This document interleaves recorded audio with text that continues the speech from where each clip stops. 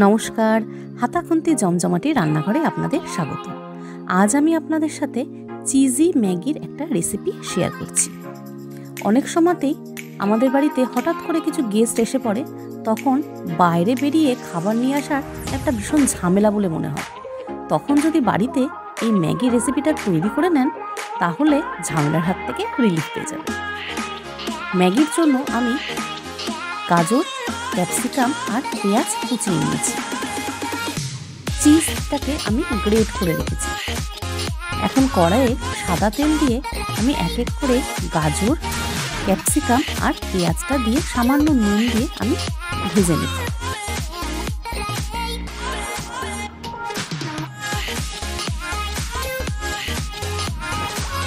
আজকালকার বাচ্চারা যেহেতু চিজ খেতে ভীষণই পছন্দ করে, তার জন্য চিজটা মোটামুটি বেশিরভাগ বাড়িতেই হয়তো থাকে।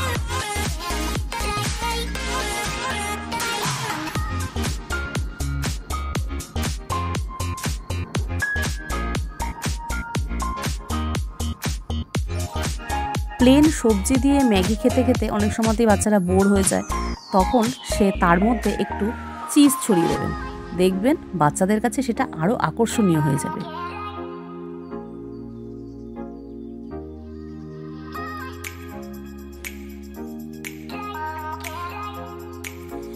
ম্যাগিটাকে আমি 5 থেকে 7 মিনিট জলের মধ্যে ভিজিয়ে রেখেছিলাম।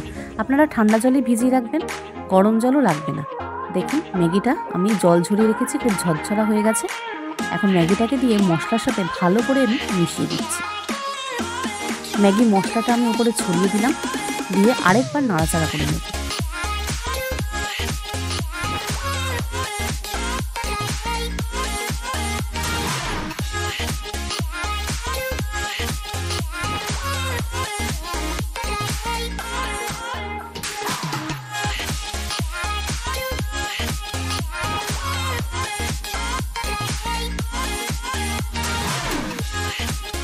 এখানে আমি শেজওয়ান সসে ব্যবহার করছি।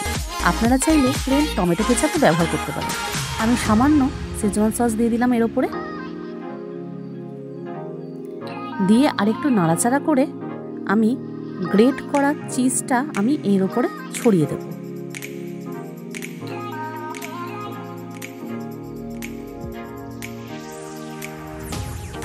যারা একটু স্পাইসি খেতে পছন্দ করেন তারা এই সসটা ব্যবহার করতে পারেন, আর যারা স্পাইসি খেতে খুব একটা পছন্দ করেন না তারা নর্মাল টমেটো কেচাপটাই ইউজ করতে পারেন।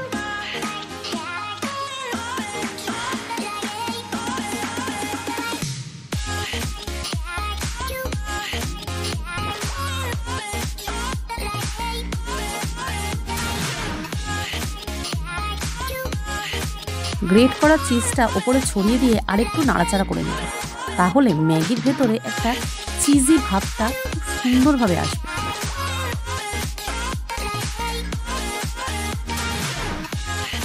এটা সকালের বাচ্চাদের টিফিনের ক্ষেত্রেও আপনারা এটা ব্যবহার করতে পারেন। আজ আমি আমার বাচ্চার টিফিনের জন্যই আমি এটা তৈরি করেছিলাম।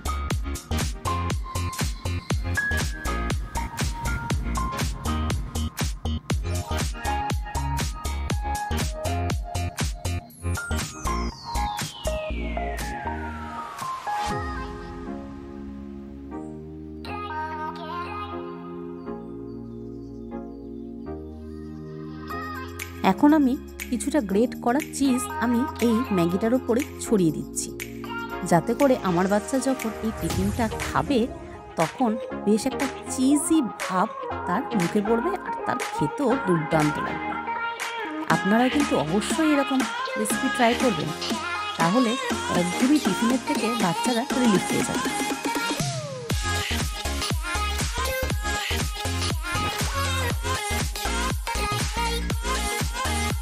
আমার চিজি ম্যাগি রেসিপি রেডি।